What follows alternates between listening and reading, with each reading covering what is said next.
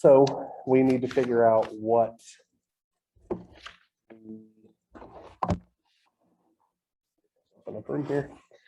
the input noise referred voltage is and the input noise referred current is, which is going to require us to figure out what the voltage gain of the system is and the trans resistance gain of the system is, right? So starting on a new page here, or I think we'll call this step number 2. Determine VN in. We know that VN in should be VN out divided by the voltage gain of the system squared. So this should be AV magnitude, sorry, squared, where, just to be clear here, this is the ratio of V out over V in for our amplifier squared. So if I want to find the voltage gain of this circuit way back up here, what do I need to do? I look at it in the small signal domain, right? And I literally just apply my input signal where it says V in, figure out what my output signal is caused by that V in, and that gives me my gain. So our small signal model for determining our voltage gain should look something like this.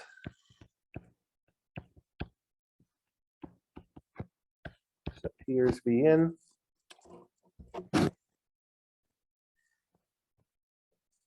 Here's my gate terminal.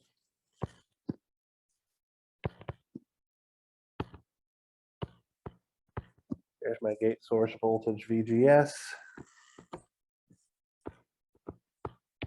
Down here is my source. Here I have GM VGS. This is my drain. Since we are ignoring channel length modulation and body effects, I'm just going to see this resistance RD between my output node and ground, and my feedback resistor. If I can scroll up here real quick, I'll let you guys finish copying stuff down. So my feedback resistor is obviously placed between the gate and the drain terminals of my MOSFET. And so in my small signal model here, that's going to look like this guy. So this is RF. So the question then becomes, well, how do I relate that input voltage to that output voltage? The first thing that I'm going to do here is I'm going to make a very slight modification that I hope we will all agree changes nothing. Okay. So all I'm doing is putting a little node here on the ground side of my input voltage and tying it to the ground of my MOSFET, because ground is ground. Anybody have any problem with that? All right. So this is a little bit of an odd looking circuit. Anybody have any thoughts on how we might figure out how to relate the input voltage to the output voltage? You dirty, dirty kids in your mesh analysis. Well, No, I mean, you could, but I don't want to. You know, VGS is.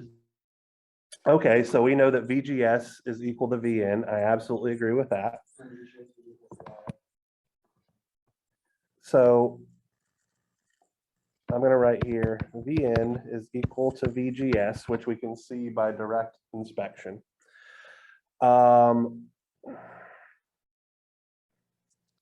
Because we have a completed circuit on the left-hand side, I can't simply say that RD is just going to be negative GM VGS anymore, because some of that current can now branch off and flow through the input terminal and all that kind of stuff because of that feedback resistor there. So I don't have that simple relationship that I would have for just a standard common source amplifier. Sorry, I had a brain fart there. So to avoid using mesh analysis, because the circuit's really too simple to do that, what I'm going to do is I'm going to do a source transformation because I have a voltage source in series with my feedback resistor RF. And so what that's going to give me is a current source direction up, which will have a value of Vn divided by RF in parallel with RF in parallel with my dependent source. And I'm going to express GM VGS as GM times Vn, since we've established that VGS and Vn represent the same quantity. And then over here, I will have my resistor RD. Here is ground. And I'm taking my output signal with respect to ground. And I can combine these two current sources together because they're in parallel. And I can combine those two resistors together and then use Ohm's law to figure out what V out is. So if I do all of that in one step, I'm going to have Vn over RF minus GM Vn multiplied by RF in parallel with RD is equal to V out.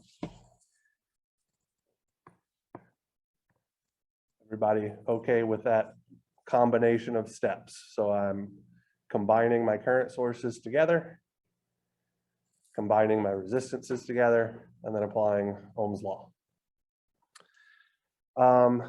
I can then see that my voltage gain, AV, which is simply V out divided by Vn, is going to be negative GM plus 1 over RF times RD in parallel with RF. And from this, my input referred noise voltage is my output noise voltage, which we found to be 4 kBT divided by RD plus 4 kBT divided by RF plus 4 kBT gamma GM multiplied by RD in parallel with RF quantity squared divided by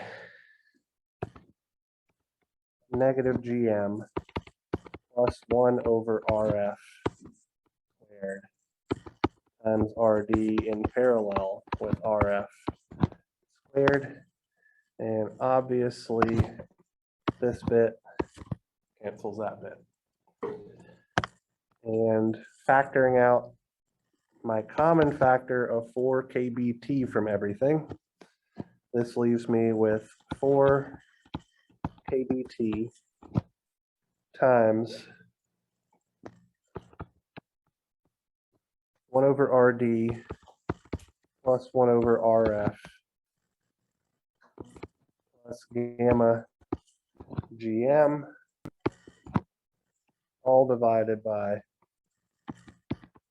negative GM plus 1 over RF ELEN squared. We could call this bit right here the inverse of RD in parallel with RF in parallel with 1 over gamma GM, but it's not really necessary. So we could kind of make it a more closed form, but it doesn't really add anything. So that was how we determined our input referred noise voltage. Now let's figure out our input referred noise current. We're going to do effectively the exact same thing. So I'm going to scroll up here and revisit, except that we're no longer going to be using the voltage gain. We're going to be using a trans resistance gain, which converts an input current into an output voltage.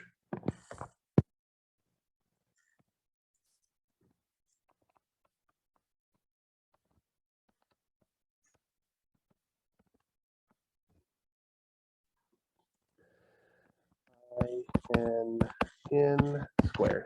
All right. So IN squared will be VN out squared divided by V out over IN.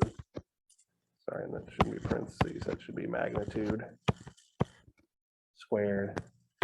Where this guy right here will be the trans resistance gain AR. So I'm going to just apply an input current across the terminals of my input voltage bit. And so that's going to look like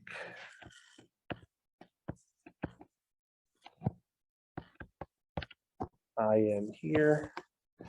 Here's my gate.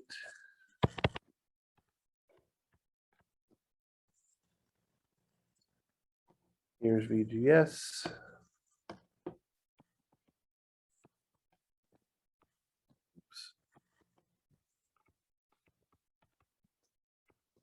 Source. Here's the drain. Guy is GM, VGS.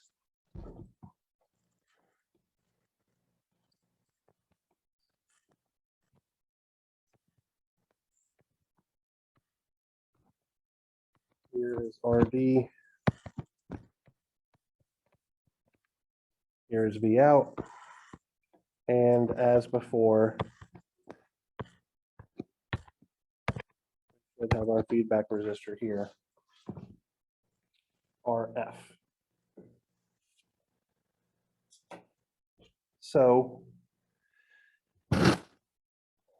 this is going to be slightly harder to do, but we can make that same simplification that we did a minute ago, right? Ground is still ground. So I can tie those guys together. And surprisingly enough, Logan, I am going to use mesh here because we have lots of current sources. And so that's going to make this, our relationships fairly straightforward, right? So let's call this guy mesh current 1. And this guy mesh current 2. Pretty obviously, we can see a few things, right? We know that V out will be I2 times RD. We know that I1 will be IN.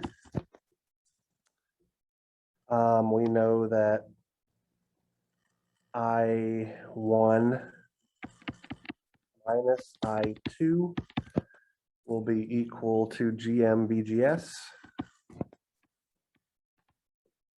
And we can say that VGS is equal to I1 times RF plus I2 times RD. So that's my super mesh equation around the outside loop where I'm saying the voltage drop over my input current source is VGS, because that's exactly what it's defined to be.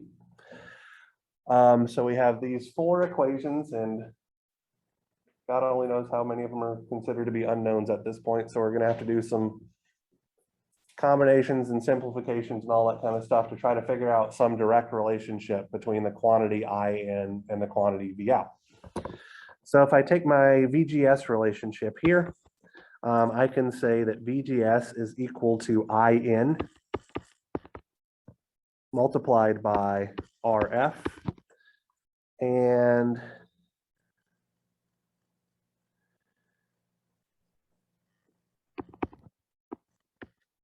I can just call that quantity I2 times RD V out, right?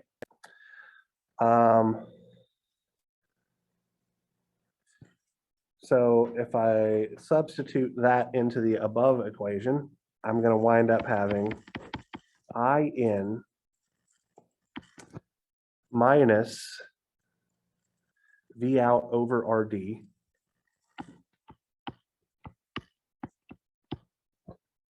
where I've just used Ohm's law on my very first equation to express that quantity I2 in terms of V out, right? I think I did my algebra correctly there. Is equal to GM multiplied by I in RF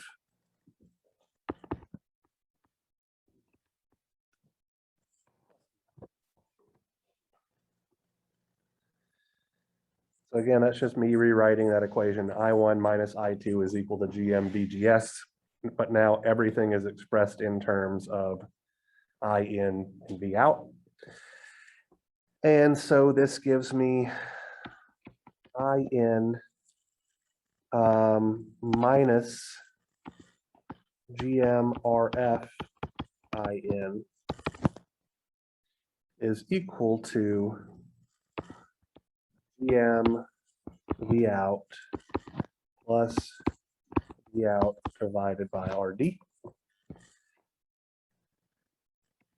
So I in multiplied by 1 minus GM RF is equal to V out multiplied by GM plus 1 over RD. And therefore, my trans resistance gain AR is V out over I in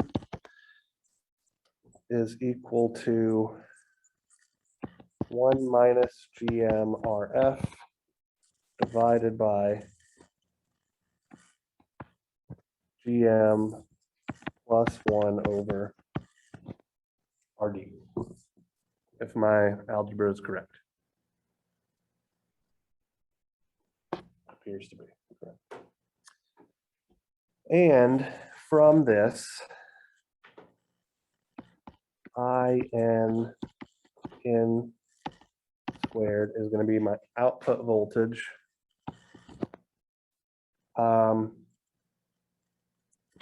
Let's call this guy 4 kBT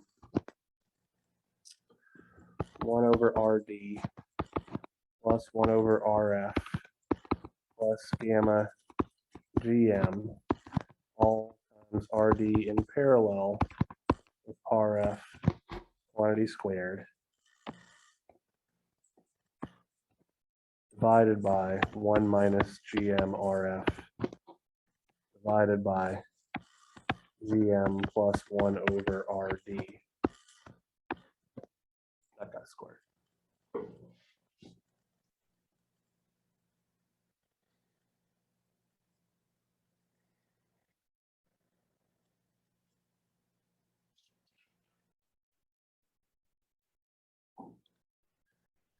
So let me ask you a question.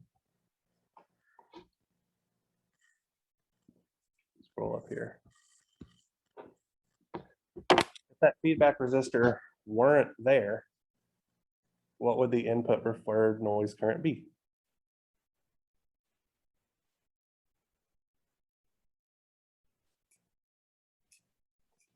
Have to be 0 because the input preferred noise can't make a contribution to the output voltage, right? So the fact that we have some finite resistance here is what forces us to actually have that input referred noise current. All right, so do you guys feel like you could do this process on a test? Because you're going to be asked to do it like this weekend. Yeah. All right. So with that taken care of, now let us reintroduce ourselves to the concept of differential amplifiers.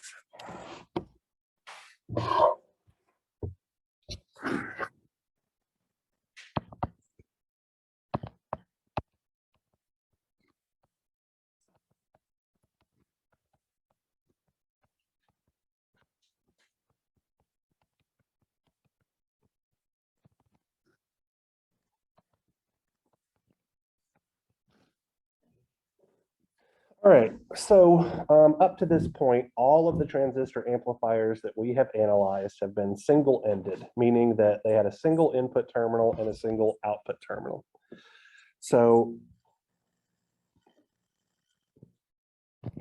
something like this, we have a generic, usually voltage amplifier, AV, over which some output signal, the out is measured.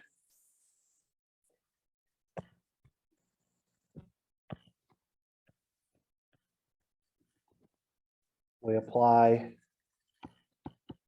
some signal voltage, the signal. Let's say for the sake of argument here that we apply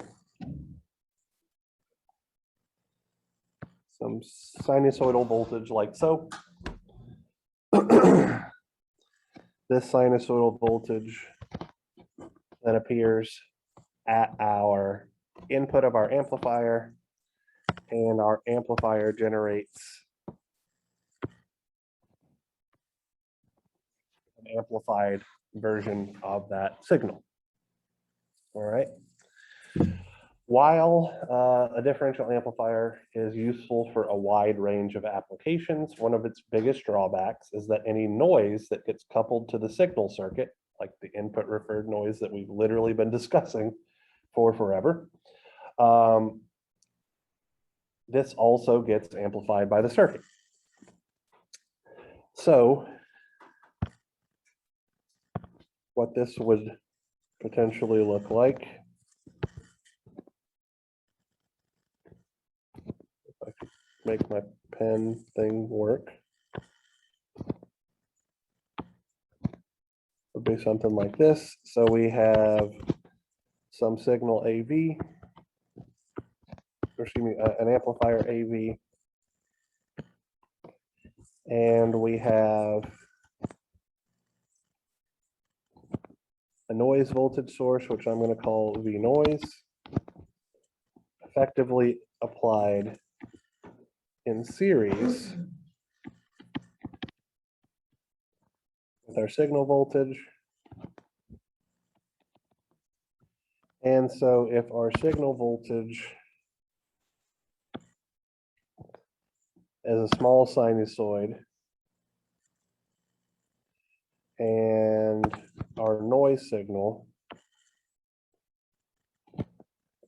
is some noisy distortion like so, then the signal that's actually getting amplified at the input is going to be those two guys superimposed on top of each other. And so I'm going to draw a kind of sinusoidal envelope here, and then we get something that looks like that, and then our output is going to be an amplified version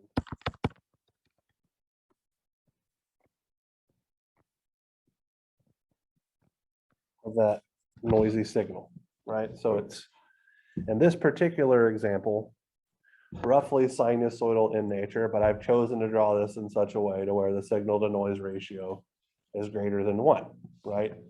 We've discussed that a little bit before, but if the signal to noise ratio were worse, we probably couldn't even see the sinusoidal portion of the waveform. Excuse me. So a very common way to suppress noise is the use of a differential amplifier. And a differential amplifier provides what's called differential amplification. It has two inputs and also two outputs.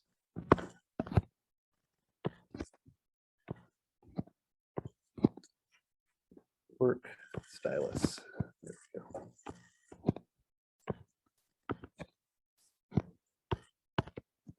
So our differential amplifier will have a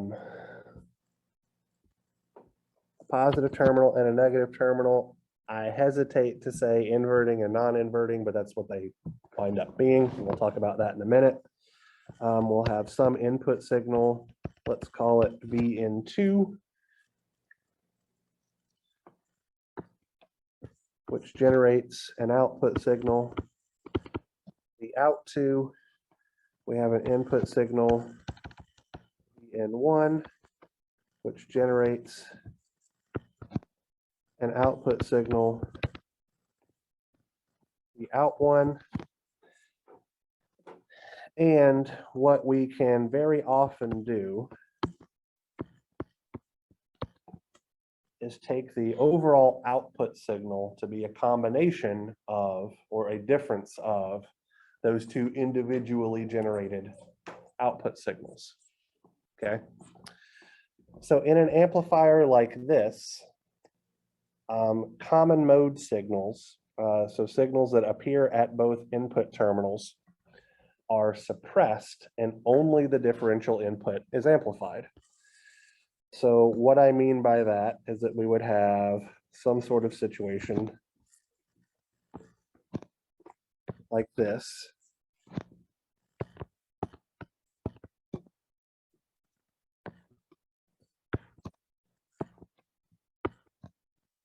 Let's call this guy V out.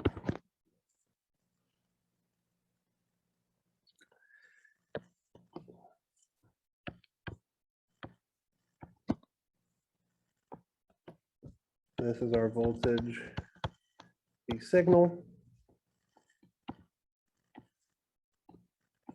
Here is our voltage V noise. And so what we would see, what colors did I use up here?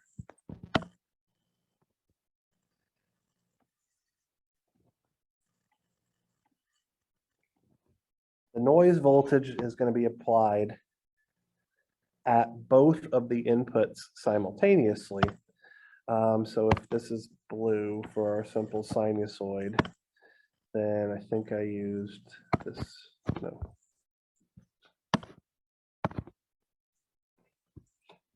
Up here we have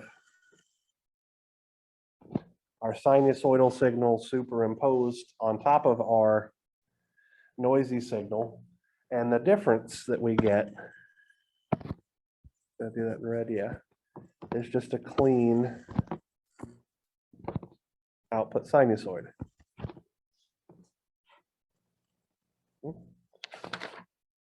So before we get into the meat and potatoes of how we're going to make this work, I want to define common mode and differential mode signals because that's going to be critical to our analysis, right? So let me scroll back down here.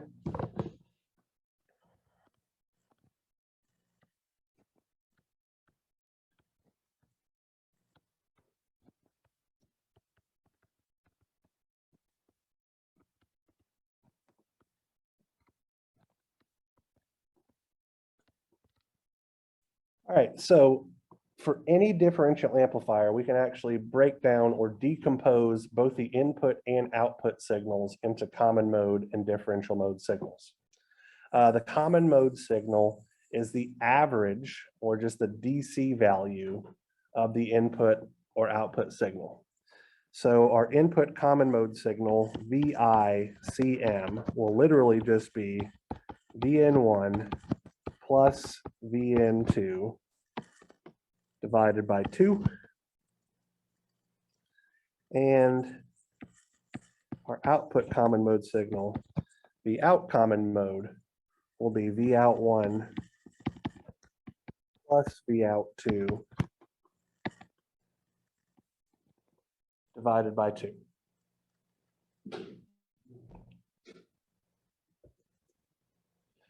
Our differential mode signals are just the difference between our signals. So we can say that we have VID for the input differential mode signal, or I guess maybe VIDM would be VN1 minus VN2. And our output VODM would be V out 1 minus, sorry, V out 2. And we can lump these things together and say that VN1 is then just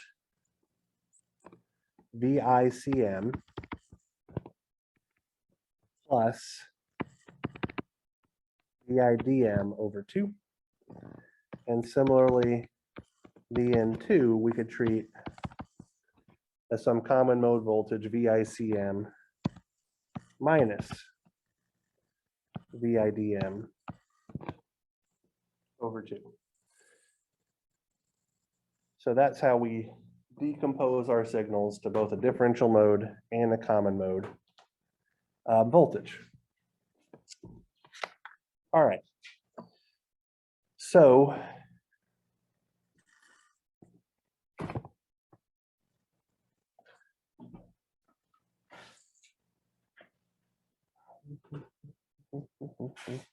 if we wanted to make a very simplistic differential amplifier, we could accomplish it as such. So let's say that we have some voltage VDD. I'm leaving myself some space here to mess with it in a second. And then I have some drain current, and I'm going to call this, or excuse me, drain resistance. I'm going to call it RD1.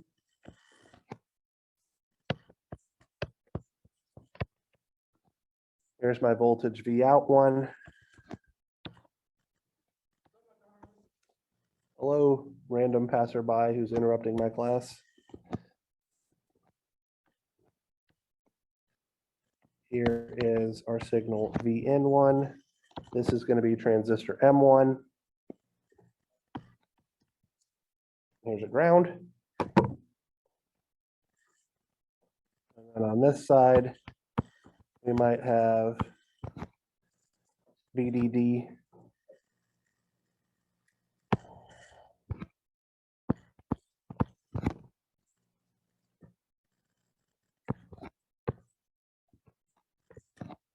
Here is RD2. Here is V out 2.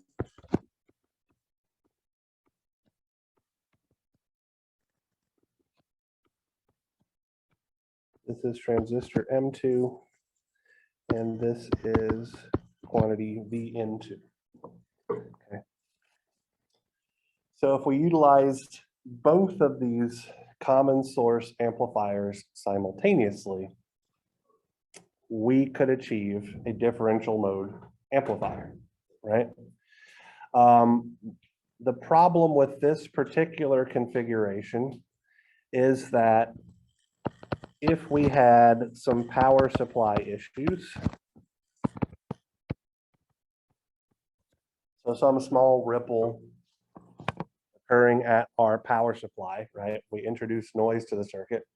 We would wind up that noise is going to wind up showing in our inputs or showing up in our output signal as well. So what we would have to do to fix this would be to include a tail current source, which increases the biasing stability of the network as a whole. Okay. So literally just the exact same circuit.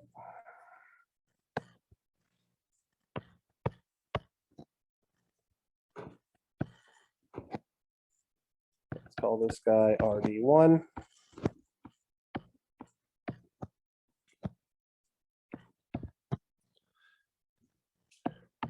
VN1.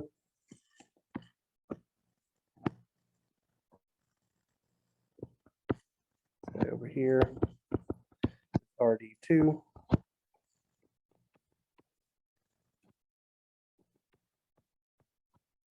Here's my transistor.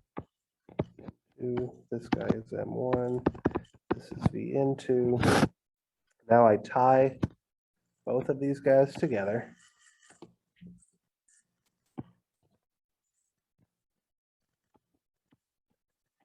And I bias it with some reference current, which I'm going to call IRef. Here's my voltage V out 1. Here's my voltage V out 2.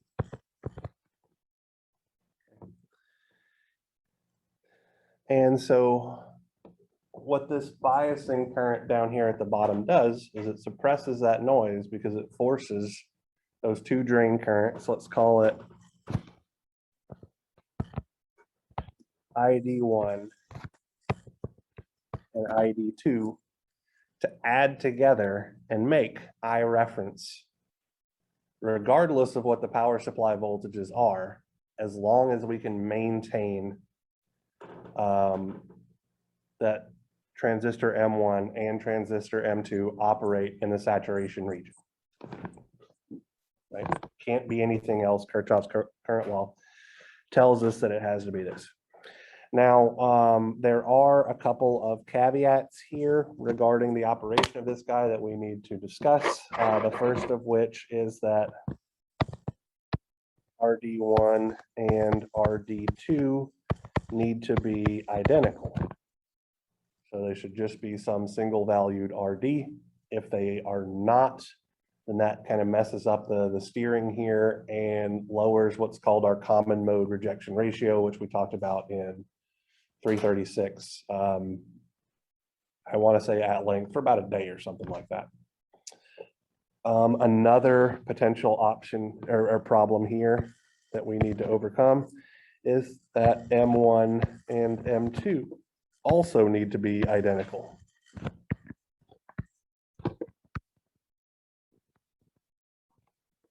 And close together. They need to be of identical size, and they need to be physically located close together so that there are not process variations between the two. So for a differential pair amplifier like this, the best thing that you can do is revisit those common centroid matching techniques that we talked about, seems like forever ago, to implement this guy. I actually think I might have done that, but I don't remember where I saved it. So I might bring that up at the beginning of class on Monday, just to make sure I'm not talking out my ass here. So I can show you an example of a common centroid laid out differential amplifier. All right, so under those two constraints, let's talk about what this guy is supposed to do. And I want to use quantitative analysis. So where did I write that stuff down?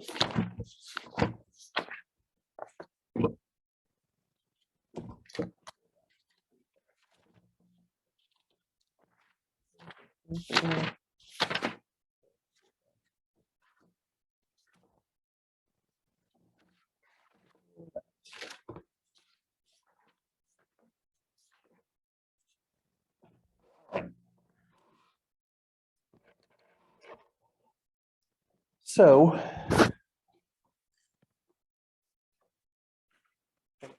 30 minutes. Okay.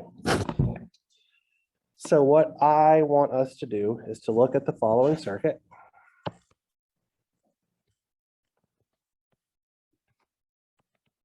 We have some value RD here.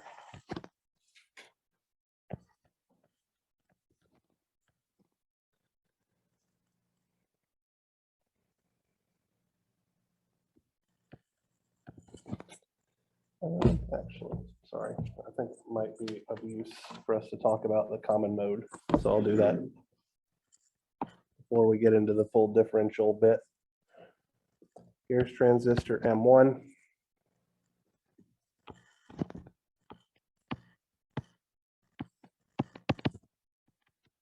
There's IREF. N1.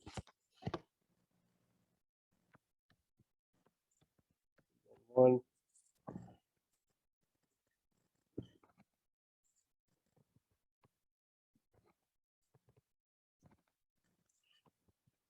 RD.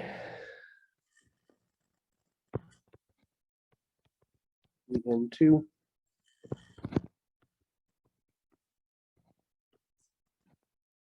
Transistor M2.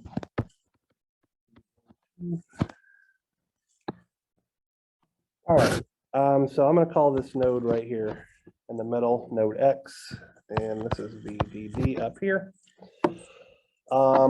Let's say that there is a current ID1 flowing through transistor M1 and a current ID2. Sure.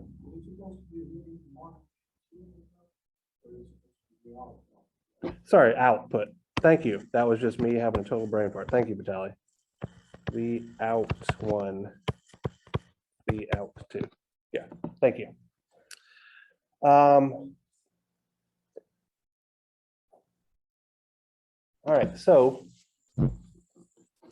if a common mode signal, meaning that it has no differential portion, is applied to the inputs, what happens to ID1, ID2, and V out? And let's define V out. I'll do it here.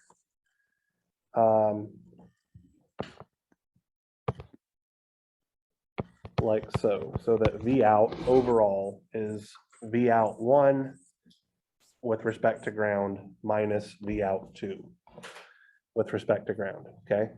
So if Vn1 is identical to Vn2,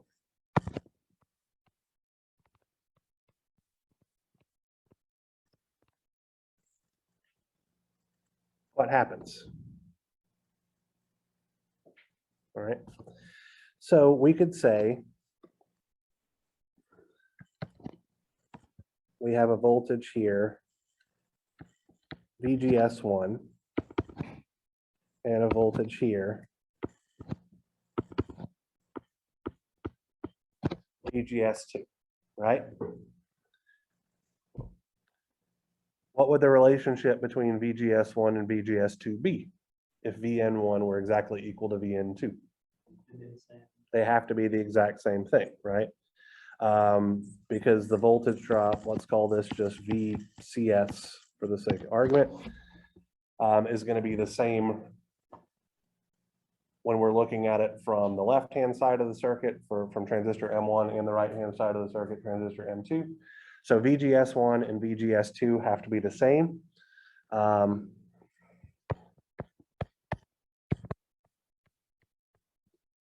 So that means ID1 has to be equal to ID2 because they have the same gate source voltage. So that means that both of these would be IREF over 2. V out 1. So you're 100% correct, Vitaly. But let's look at it slightly more formally here. V out 1 would be VDD minus RDI1, which would then be VDD minus RD times I reference over 2. V out 2 would be VDD minus RDI2 will be VDD minus RD times I reference over 2, and therefore V out is equal to V out 1 minus V out 2 is equal to 0 volts. All right. Is this true for all values of Vn? So Vn1 is equal to Vn2.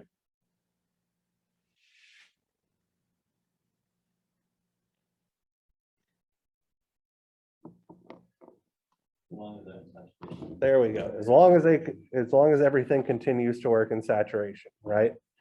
So to ensure that M1 and M2 operate in saturation, we need our common mode signal VCM to be less than or equal to VDD minus 1/2 RD I reference plus VTH, right?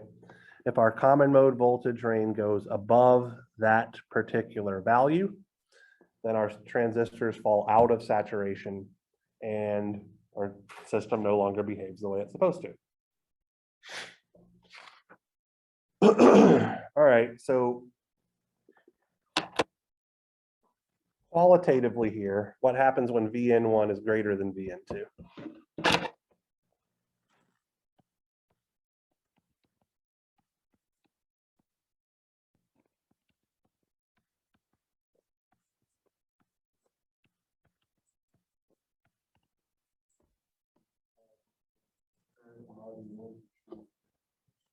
Right.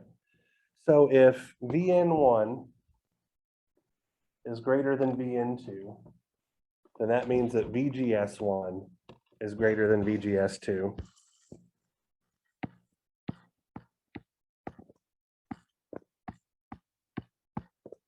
Which implies then that ID1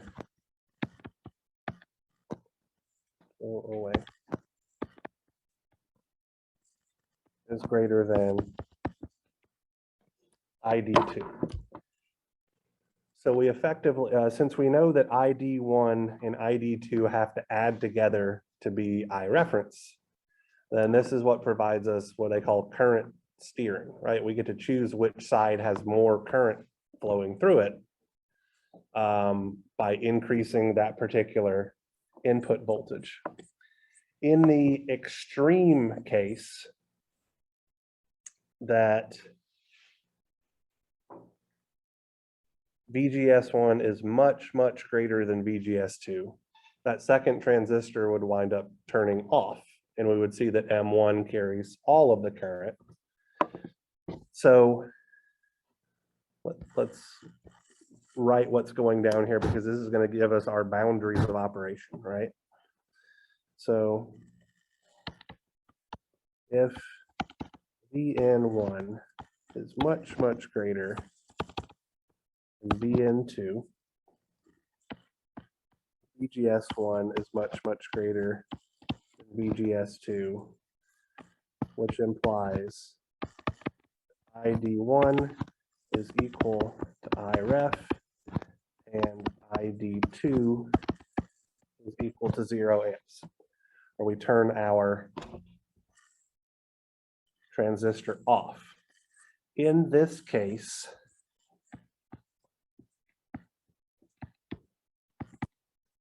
what does Vout1 become?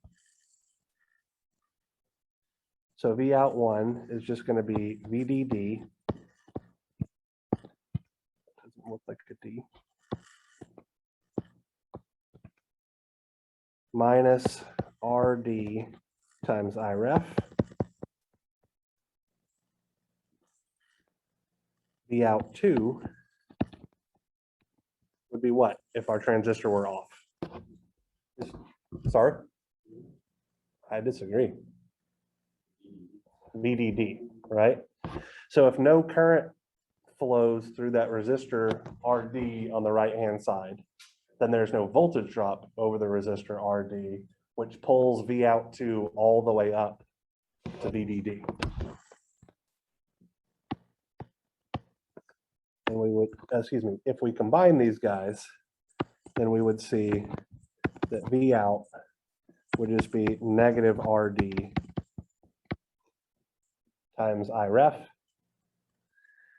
And if we had the opposite situation, effectively everything would be the same except that ID1 would be 0, ID2 would be IREF, and this output voltage would get a positive sign. Excuse me. So graphically,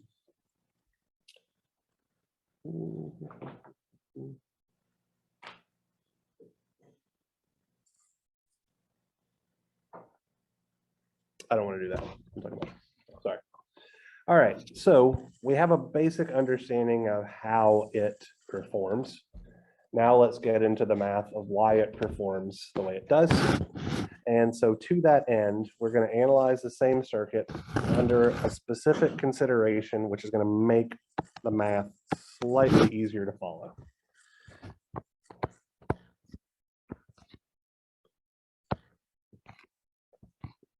Here's RD. Still have some drain current, ID1.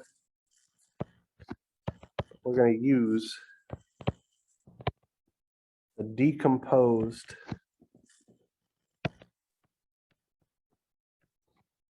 voltage, okay?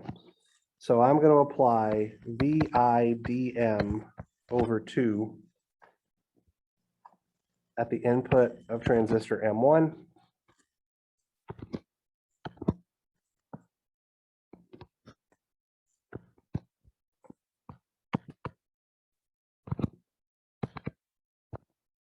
And I'm going to apply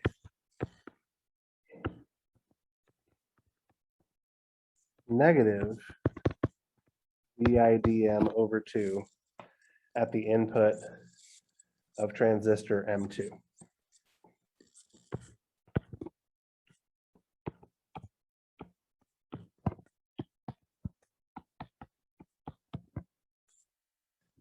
And we'll call this guy here V out 2. This is ID2. All right.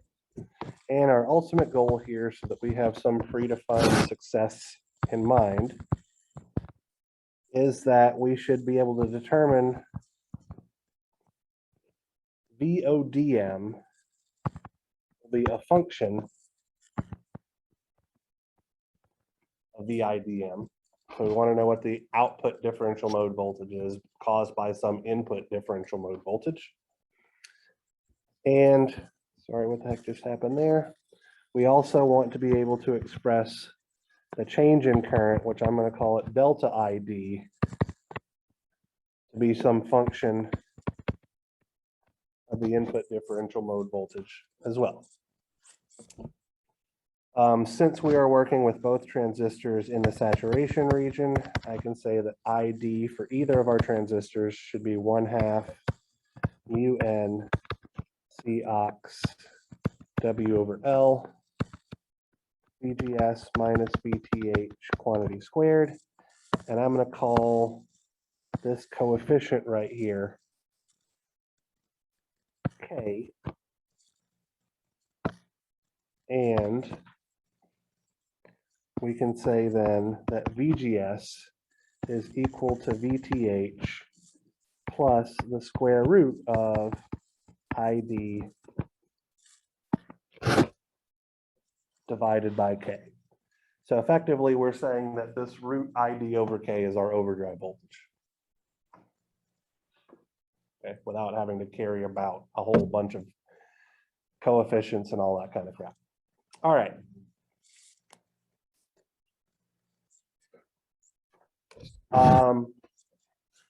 Okay, so if we look at our output signals, we could see that V out 1 is equal to VDD minus RD times ID1.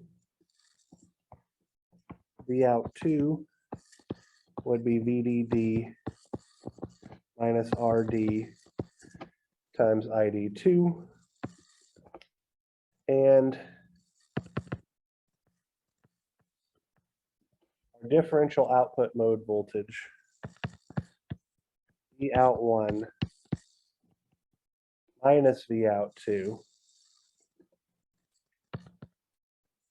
is then negative RD times ID1 minus ID2 or negative RD times delta ID. So obviously our second goal there of expressing delta ID as a function of our output differential, or excuse me, our input differential mode voltage has to happen for us to satisfy our first goal. All right. So identifying my gate source voltages here real quick. Let's call this guy VGS1 and this guy over here VGS2. If we write a Kirchhoff's voltage law loop around our input section, right?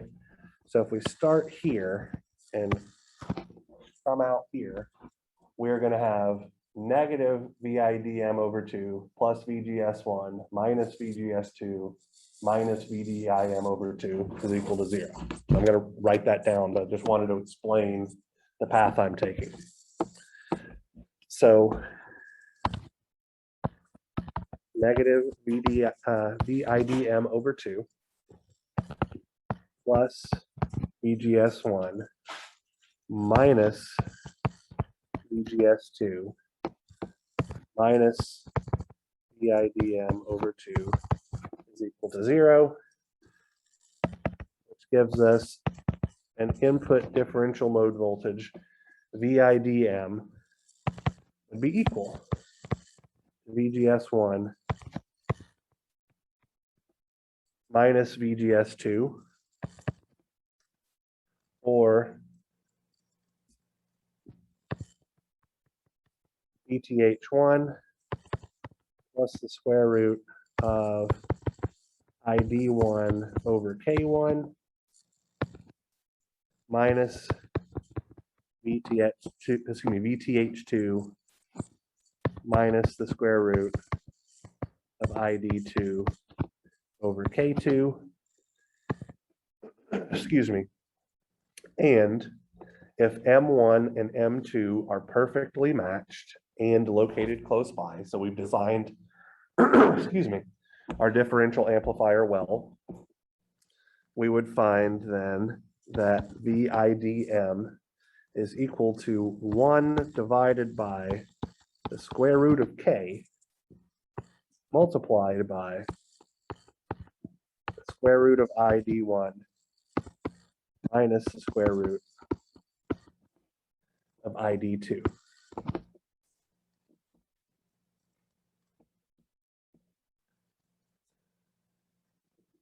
Since, let's write this down, I reference equal ID1 plus ID2 and delta ID is equal to ID1 minus ID2, we can express our differential mode, or our input differential mode voltage, VIDM, as 1 over the square root of 2K multiplied by the square root of I reference plus delta ID minus the square root of I reference minus delta ID. And now, since we're trying to find delta ID as a function of the input differential mode voltage, we need to get rid of all these pesky square root signs, which is where a lot of annoying algebra comes in. So if I multiply through by the square root of 2K to get rid of that fraction on the left-hand side, and then I square everything, what I wind up getting is 2 multiplied by K times my input differential mode voltage squared is equal to ISS, or excuse me, IREF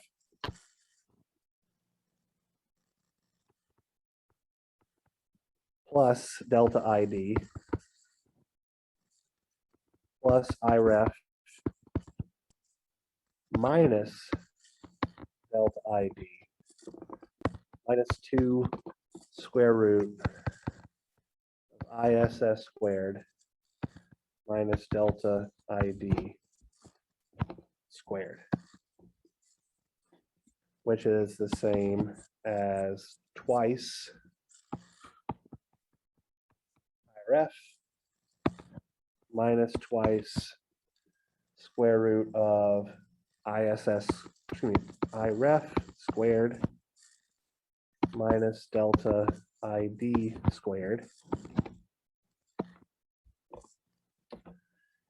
And I have a common factor of 2, so I can get rid of that.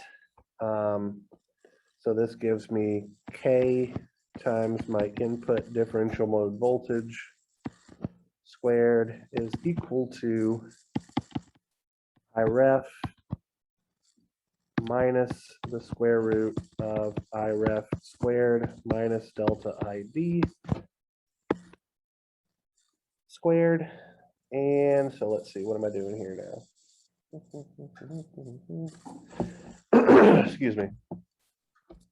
If I rearrange this guy slightly, so let's make sure I'm doing this right. Yeah. So what I'm going to do, I'm going to put a negative sign here, positive sign here, equals this, right? So effectively, I just moved that I reference term to the other side. Squaring both sides yields I reference squared minus delta ID squared is equal to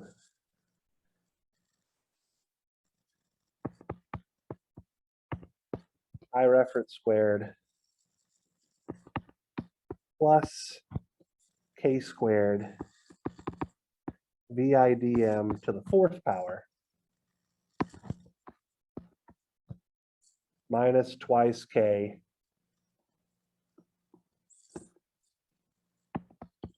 I reference my input differential mode voltage squared. And from this, I can say that delta ID is equal to twice K I reference VIDM squared minus, K squared VIDM to the 4th power.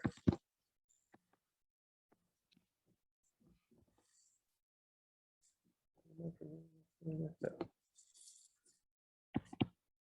Which is the same as K times my input differential mode voltage, 2 IREF over K minus VIDM squared, or finally 1/2 mu n Cox W over L VIDM square root, or I reference divided by mu n Cox W over L minus VIDM squared.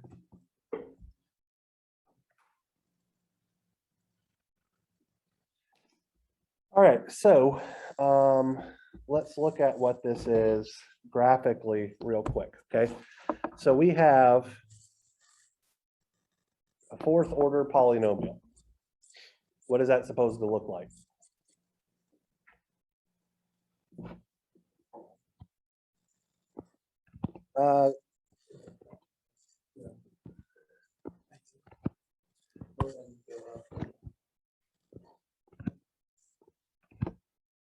So we'll have something that looks like this guy, all right? So here is increasing VIDM. Here is what delta ID looks like.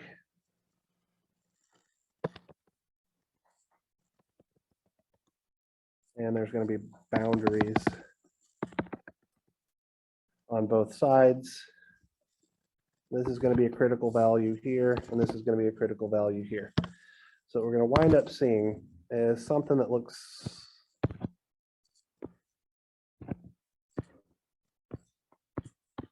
like this.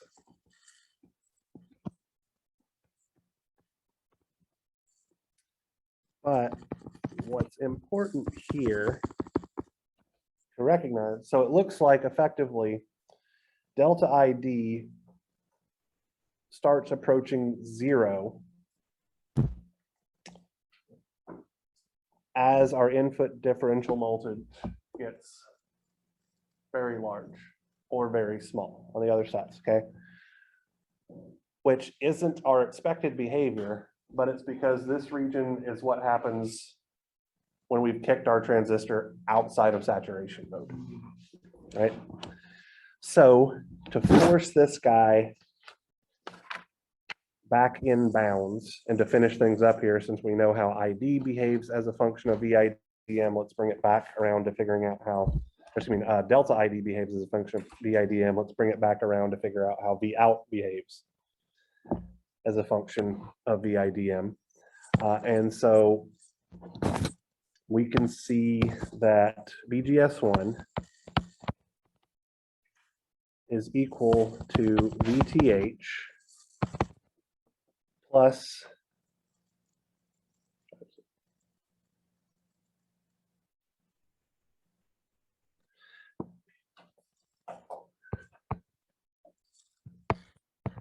square root of 2 IREF divided by mu n Cox W over L, and VGS2 is equal to VTH at point where M2 leaves saturation. So VIDM max has to be 2 IREF over UN Cox W over L, or the square root of 2 times VGS minus VTH. The system is at equilibrium, driving the same amount of current through both things. Pardon? Sorry, equals. Sorry about that, Vitaly. And lastly, our output overdrive, excuse me, not an overdrive, our output differential mode. Sorry, I'm getting confused by all my subscripts now. Negative RD delta ID becomes negative 1/2 UN Cox W over L VIDM RD times the square root of 4 IREF divided by UN Cox W over L minus VIDM squared when